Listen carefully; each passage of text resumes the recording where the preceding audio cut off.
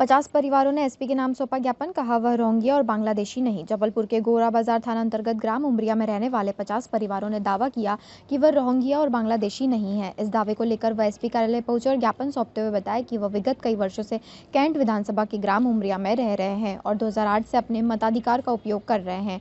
वहीं जब से SIR की प्रक्रिया शुरू हुई है तब से क्षेत्रीय जन उन्हें रोहिंग्या और बांग्लादेशी कह रहे हैं। जहां आवेदक अमूर खान ने बताया कि उनके पूर्वज घुमक्कड़ प्रजाति के थे जो एक जिले से दूसरे जिले में घूम कर काम करते थे। वहीं अब उनका और बाकियों का परिवार आकर ग्राम उमरिया में कच्चे मकान बनाकर कर रहे हैं और उनके वोटर ID और आधार कार्ड भी बने हुए हैं। जहां अमूर खान ने मांग की है कि उनकी जांच कर उनके नाम SIR में जुड़वाया जाए, जिससे वह और अपने बच्चों का भरण पोषण और बच्चों की पढ़ाई स्थायी होकर करवा सके। हालांकि एक सवाल उठ रहा है कि जब इन सभी परिवारों के स्थायी निवास और मकान नहीं है तो कैसे उनके वोटर ID और आधार कार्ड बन गए हैं, ये सबसे बड़ा सवाल है। वह अतिरिक्त पुलिस अधीक्षक सूर्यकांत शर्मा ने आए हुए आवेदक कार्यकर्ताओं को आश्वासन दिया है कि थाना प्रभारी और राजस्व विभाग से उनकी जांच करवाकर अग्रिम कार्रवाई की जाएगी। कहाँ से आए? हम लोग SP कार्यालय आए हैं। हम लोग का के ग्राम उमरिया है, थाना हमारा का गोरा बाजार है और हम लोगों को रोहिंग्या बांग्लादेशी बोलते हैं वो और पड़ोस के आदमी। हम लोग रोहिंग्या बांग्लादेशी नहीं है। हम लोग का के हिंदुस्तान के रहने वाले, हिंदुस्तान में रहते हैं और हिंदुस्तान में मरेंगे जिएंगे यहीं। हम घुमक्कड़ जाति है, हमको घुमक्कड़ जाति हमको घूमते फिरे हर गांव हर जिला काकि हम लोग भोपाल भी, रायसेन भी, छिंदवाड़ा भी, अमरवाड़ा भी, अपना काकि नरसिंहपुर, करेली, जबलपुर, दमोह, कटनी, सागर और अपना काकि इधर मंडला, अपना हर ऐसा कोई जिला बाकी नहीं। हम लोग घूम मजदूरी कर करके भेड़ बकरी चराते अपने दिन बिता लिए। अब 25-35 सालों से हम लोग ग्राम उमरिया में रह रहे हैं। हम लोग अपना थाना का के गोरा बाजार में हम लोग यहाँ और गरीब लोगों की हम चाहते हैं कि शासन हमारों की सहायता करे। हम लोग की मदद करेगा कि हम लोग का घर मकान नहीं है, ना जगह जमीन है। आप लोगों के आधार कार्ड, वोटर ID सब हम लोग का वोटर ID है, आधार कार्ड है, परिचय पत्र है, समर ID है। हमारे पास जो बना है, जो हमका सब हमारे दस्तावेज सब है हमारे पास। कहाँ पे मतदान वोट देते थे आप? हम लोग देते हैं काकि भीटा में देते हैं काकि अपना रोहाड़ी जी दादा को वोट देते हैं गोरा बाजार। अब क्या चाह रहे हैं और आप लोग हम सहायता चाह रहे हैं काकि गवर्नमेंट से, सरकार से कि हमारी मदद करें। हमारी मदद ऐसे करे, हमारे पास न जगह न जमीन कुछ नहीं है। हमारे पास झुग्गी झोपड़ी है, हमारी काकि न शौचालय है, न लेटरिन, न बाथरूम, कुछ नहीं है हमारे पास। हाँ, हमारे को घर मकान भी नहीं है। हमने सब जोड़ जाड़ के गधे घोड़े बेच बाच के हमने 4 मकान बना के तैयार किए। वो भी नहीं रहने दे रहे हम लोगों को। परेशान कर परिवार जो है वहाँ पे अभी हमारा है कम से कम 100 आदमी से ऊपर परिवार है वहाँ अभी वर्तमान में। सब छोटे बड़े कितने घर सब का हमारे हो गए 25-30 घर के बस्ती है। सब कोई झुग्गी झोपड़ी में है, कोई मकान में है, कोई ऐसे ही बसे है। परेशान ऐसे ही चारों तरफ से आदमी बोल रहे हैं कई जे रोहिंग्या हैं, मुसलमान, कई जे बांग्लादेशी हैं, ये घुसपैठिए हैं। हम लोग घुसपैठिए मुसलमान को जानते भी नहीं, हम लोग को पता भी नहीं है कि बांग्लादेश कौन दिशा में है। नहीं अभी तो नहीं भगाया, नहीं भगाया। यहाँ आने का हमारा ये कारण है कि हमको क्या कि SIR में हम लोग को नाम जोड़ने चाहिए। हाँ, मेरा नाम अमूर खान है, मेरा काकी पिता का नाम नत्थू खान है। लोग आए हैं, कुछ आवेदन दिया है कुछ? ये अमूर खां और यहाँ 20-25 लोग आए हैं टेमर भीटा थाना गोरा बाजार क्षेत्र के। इनका कहना है कि हमको कुछ लोग रोहिंग्या या बांग्लादेशी कहने लगे हैं, जबकि इनका आवेदन में ये उल्लेख इन्होंने किया है कि हमारे जो बाप दादा थे वो कहीं राजस्थान चंबल नदी के किनारे से घुमक्कड़ जाति के थे और हम जगह जगह घूमते थे। अब ये स्थायी रूप से बस गए हैं और ये यहाँ पर अपना गुजर बसर करते हैं। इनका कहना है कि ये लोग कोई भी बांग्लादेशी या रोहिंग्या नहीं है और इस बाबत इन्हें आवेदन दिया है। हम इसको थाना प्रभारी को देंगे और इसमें राजस्व के अधिकारी भी हैं, उनसे एक जांच करा ली जाएगी और जांच कराने के बाद जो भी इसमें तथ्य आएगा उसके हिसाब से इसमें वैधानिक कार्रवाई सुनिश्चित की जाएगी। स्कूल में सांप, अंदर बच्चे बाहर। संजीवनी नगर थाना अंतर्गत धन्वंतरी नगर स्थित एकीकृत शासकीय माध्यमिक शाला परसवाड़ा में दोपहर 2 बजे कक्षा पहली के बच्चे खेल रहे थे कि तभी एक 3 फीट लंबा सांप कमरे में प्रवेश कर गया। उपस्थित शिक्षिका कीर्ति नेमा ने तत्काल बच्चों को कक्षा से बाहर निकाला और सर्प विशेषज्ञ गजेंद्र दुबे को सूचना दी, जिन्होंने मौके पर पहुंचकर रेस्क्यू करते हुए सांप को पकड़कर जंगल में छोड़ दिया। दुबे के अनुसार पकड़ा गया सांप कील बैक चैकर्ट है, जिसे आमतौर पर पनियल सांप कहते हैं, जो कि जहरीला नहीं होता है। सांप के पकड़े जाने पर भी सभी ने राहत की सांस ली। रविवार 14 दिसंबर तड़के गौर नदी किनारे दबंगों ने युवक भूपेंद्र सिंह लोधी धन्वंतरी नगर जबलपुर निवासी जिस पर प्राणघातक हमला कर दिया। जानकारी के अनुसार भूपेंद्र सिंह लोधी धन्वंतरी नगर निवासी ने अपनी पोकलेन मशीन राम लखन को किराए पर दी थी। मिट्टी लोडिंग के लिए तुरंत गाड़ी का दुरुपयोग कर राम लखन एवं रुद्र यादव उक्त मशीन से रात्रि में रेत धुलाई का कार्य करने लगे, जिसकी सूचना मिलने पर भूपेंद्र सिंह लोधी ने इसका विरोध किया, परंतु दोनों के बीच में वाद विवाद हो गया। वाद विवाद यहाँ तक के बढ़ गया कि रुद्र यादव ने भूपेंद्र सिंह लोधी पर बंदूक से फायर कर दिया। भूपेंद्र सिंह फायर से बच गया। इसके बाद रुद्र यादव ने भूपेंद्र पर प्राणघातक हमला बेसबॉल से कर दिया। घटनास्थल पर ही भूपेंद्र घायल अवस्था में पड़ा रहा। परिजनों को सूचना मिलने पर परिजनों ने भूपेंद्र को जबलपुर स्मार्ट सिटी अस्पताल में भर्ती करवाया एवं घटना की शिकायत समीप के थाने बरेला में दर्ज करवाई, परंतु इतने घंटे बीतने के बाद भी आरोपी राम लखन यादव रुद्र यादव पर किसी भी प्रकार की कोई कार्रवाई नहीं हुई है, न ही गिरफ्तारी हुई है। भूपेंद्र सिंह लोधी के परिजन ने पुलिस प्रशासन से जल्द गिरफ्तारी की एवं कठोर दंडात्मक कार्रवाई की मांग की है। जी भैया, क्या हुआ है और क्या मामला है? ये मामला ऐसा है कि हम यहीं से धन्वंतरी नगर से, तो हमारे फूफा जी मशीन दिए थे रुद्र यादव को, तो वो लेने गए वहाँ पे, तो उनके ऊपर फायरिंग की, उनको मारा और अभी एडमिट है हमारे फूफा जी। किन लोगों ने मारा और किन लोगों ने फायरिंग की? कहाँ की घटना है? ये घटना बरेला की है और रुद्र यादव करके है कुछ, उसको मशीन दिए थे तो वो लेने गए थे, ये बात है। कितने लोग थे जिन लोगों ने मारपीट? अब 15-20 लोग थे। गाय से मारपीट की गई? ये मारपीट बेसबॉल और फायरिंग भी हुई थी कुछ। कोई विवाद है इनसे पुराना? कोई पुराना विवाद का तो नहीं पता, लेकिन मशीन ही का कुछ है। किन लोगों के द्वारा मारपीट की गई है? ये राम रुद्र यादव। कहाँ के रहने वाले हैं? ये बरेला के। इसकी शिकायत कहीं की है आपने? हाँ, इसकी शिकायत की है थाने में, बरेला थाने में। घायल कौन? घायल भूपेंद्र सिंह ठाकुर हमारे फूफा जी हैं। कहाँ क्या नाम है? उनको सिर में चोट है और यहाँ पे पीछे चोट है, मूंदी चोट है। लेकिन क्या नाम है उनका? नाम भूपेंद्र सिंह ठाकुर है। थाने में आप गए थे, कोई कार्रवाई नहीं हुई क्या? नहीं, अभी तक कोई कार्रवाई नहीं। रिपोर्ट हुई आप? हाँ, रिपोर्ट हुई है। आपका नाम? हमारा वंशराज सिंह ठाकुर है। बरेला में कुछ घटना हुई थी? हाँ, बरेला थाने में भूपेंद्र सिंह ठाकुर ने ये जानकारी दी कि रुद्र यादव को उसने अपना पोकलेन मशीन रोड में काम करने के लिए दिया था, लेकिन इसका कहना है कि बाद में रुद्र यादव और उसके साथियों ने इस पोकलेन मशीन को गौर नदी में रेत निकालने के काम में यूज करने लगा, जिससे इनके बीच विवाद हुआ था। जब ये अपने पोकलेन मशीन को ले जाने लगा तो इनका कहना है कि रुद्र यादव और उसके साथियों ने मिलकर इनके साथ बेसबॉल के डंडे से मारपीट की है, जिसमें इनको चोटें आई है। इसमें FIR दर्ज कर लिया गया है और इसमें जल्द ही इसमें विवेचना किया जाकर रुद्र यादव और उनके सभी साथियों को गिरफ्तार किया जाएगा। सर, कुछ गोली की बात कर रहे थे, ऐसी कोई जांच में आया क्या गोली? हाँ, थाना प्रभारी बरेला के द्वारा बताया गया कि घटनास्थल पर ऐसे कोई साक्ष्य नहीं मिले हैं। अगर कोई इस तरह का साक्ष्य आएगा तो निश्चित रूप से इसमें धारा की वृद्धि किया जाकर इसका निराकरण किया जाएगा। जबलपुर के संजीवनी नगर थाना अंतर्गत आने वाली धन्वंतरी नगर चौकी में सागर कॉलोनी में एक सूने घर में एक व्यक्ति द्वारा चोरी की वारदात को अंजाम दिया गया। एडिशनल SP सूर्यकांत शर्मा ने बताया कि जिसका CCTV फुटेज पुलिस के सामने आया है कि शिकायतकर्ता ने CCTV फुटेज के साथ साथ चोरी की वारदात की पूरी जानकारी एवं लिखित शिकायत धन्वंतरी चौकी में दर्ज कराई, जिस पर त्वरित कार्रवाई करते हुए पुलिस ने CCTV पर नजर आ रहे अज्ञात चोर की तलाश शुरू कर दी है। पुलिस की माने तो जल्द ही चोर सलाखों के पीछे होगा। हाँ, धन्वंतरी नगर चौकी के क्षेत्र के सागर कॉलोनी क्षेत्र में एक घर में एक व्यक्ति ने चोरी की है, उसमें अपराध हमने दर्ज कर लिया है। इसमें हमें CCTV फुटेज भी प्राप्त हुआ है और CCTV फुटेज में उसकी पहचान स्थापित की जा रही है और जल्द ही इस प्रकरण का खुलासा कर दिया जाएगा। रेप पीड़िता युवती को समझौता करने मिल रही धमकियां, थाने में नहीं हो रही सुनवाई, पीड़िता ने एसपी से लगाई गुहार। ओमती थाना अंतर्गत रहने वाली पीड़ित युवती को समझौता किए जाने आरोपी के साथियों को द्वारा लगातार धमकियां दी जा रही है, जहां पीड़ित युवती के ऊपर झूठा मामला ओमती थाने दर्ज करवा दिया गया। पीड़ित युवती ने जब ओमती थाने में मिल रही धमकियों को लेकर शिकायत दी तो राजनीतिक दबाव के चलते पीड़ित की रिपोर्ट दर्ज नहीं हुई। इन आरोपी को लेकर पीड़िता एसपी कार्यालय पहुंची और एसपी से गुहार लगाते हुए बताया कि उसके द्वारा अनुराग सोनकर के खिलाफ शादी का झांसा देते हुए दुष्कर्म की रिपोर्ट दर्ज करवाई गई थी, जिसके बाद से ही अनुराग सोनकर के परिचित बबली सोनकर, मनोज सोनकर, करिश्मा सोनकर के द्वारा समझौता किए जाने दबाव बनाया गया। वहीं जब उसने विरोध किया तो ओमती थाने में उसके खिलाफ झूठी रिपोर्ट दर्ज करवा दी गई। जब वह उनके खिलाफ रिपोर्ट दर्ज करवाने गई तो ओमती पुलिस ने रिपोर्ट दर्ज नहीं की, क्योंकि उनको राजनीतिक संरक्षण मिला हुआ है।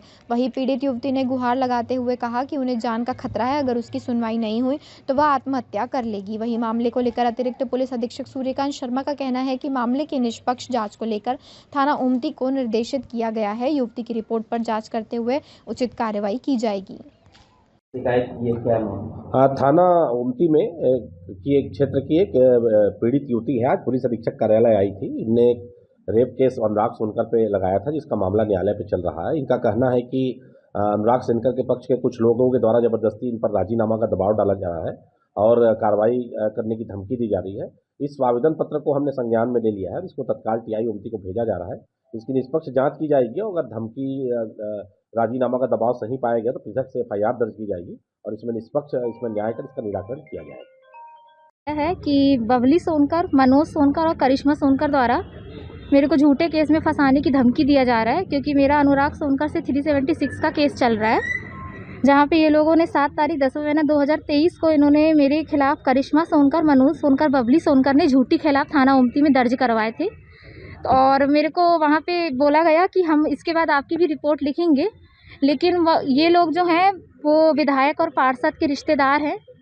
भाजपा के अंचन सोनकर और उनके बेटे मदन मोहन मालवीय वार्ड के विवेक राम सोनकर जो पार्षद हैं, उनका दबाव होने के कारण थाना ओमती में मेरी रिपोर्ट नहीं दर्ज की जा रही है और मेरे ऊपर एक मामला बन चुका है। उसके बाद भी ये लोग मेरे को परेशान कर रहे थे। मैंने थाना ओमती में इनकी शिकायत की थी, तो पुलिस द्वारा मनोज सोनकर को और बबली सोनकर को, वो करिश्मा सोनकर को बुलाया गया, जहाँ पे बबली सोनकर और मनोज सोनकर आए थे और उन्होंने मेरे को वहाँ पे भी धमकी दिया कि इसके बाद मैं तेरे को मानहानि के झूठे केस में फंसाऊंगी, जिसकी मैं शिकायत दे चुकी हूँ। करीबन मैंने 9 बार शिकायत कर चुकी हूँ, लेकिन इनके खिलाफ रिपोर्ट नहीं लिखी जा रही है और पुलिस द्वारा मेरी मदद की जाती है, लेकिन राजनीति दबाव के कारण इनके विरुद्ध रिपोर्ट नहीं लिखी जा रही है। आज कहाँ आए थे और क्या? आज मैं एसपी ऑफिस आई थी और मैंने सर को सारी शिकायत दी और उनसे निवेदन किया कि इस मामले में रिपोर्ट दर्ज की जाए और अगर नहीं की जाती है तो मैं अपनी आत्महत्या कर लूँगी।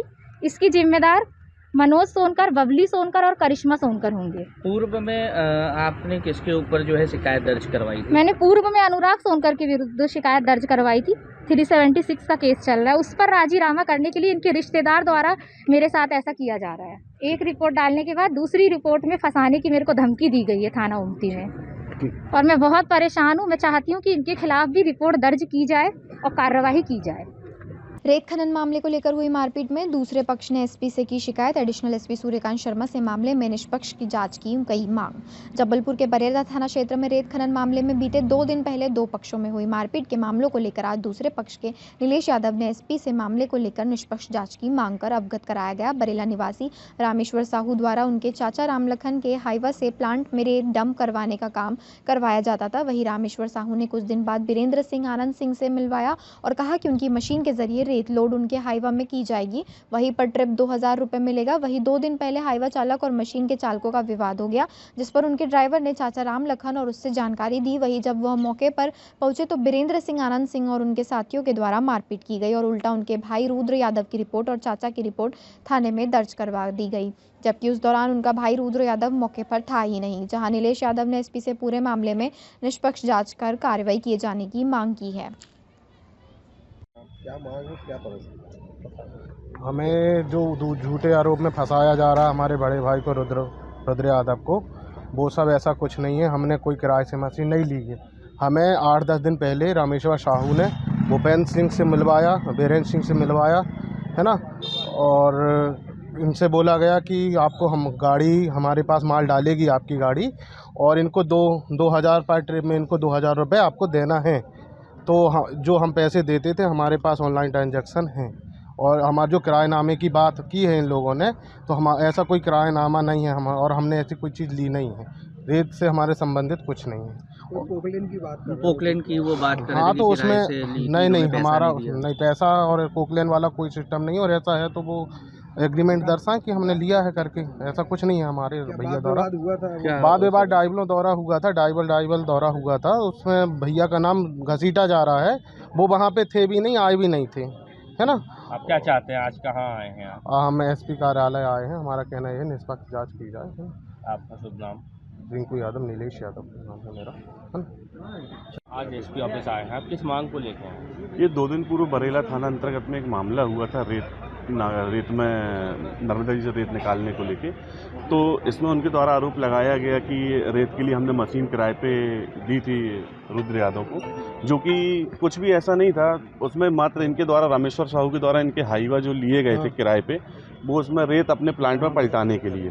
तो बाद में अभी कुछ दिन पूर्व इन्होंने बीरेन्द्र सिंह, भूपेंद्र सिंह और आनंद सिंह, इन तीनों से रामेश्वर साहू के द्वारा मिलवाया गया कि अब आपकी रेत हमारे प्लांट में डलेगी, लेकिन देख रेख ये करेंगे, पर ट्रिप के हिसाब से आप इनको 2,000 रुपये देना। तो ये कमीशन उनको देते आ रहे थे।